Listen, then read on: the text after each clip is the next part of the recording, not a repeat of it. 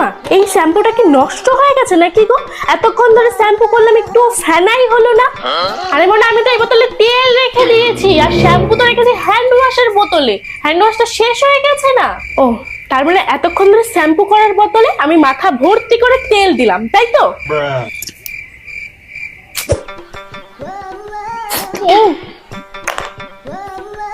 ও মা, এই বিস্কুট গুলোতে সার্ফের গন্ধ কেন বেরোচ্ছে? সার্ফের গন্ধ বেরোচ্ছে?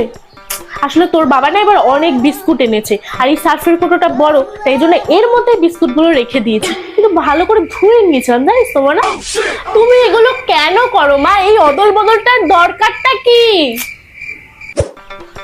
জলটা এরকম টেস্ট লাগছে কেন?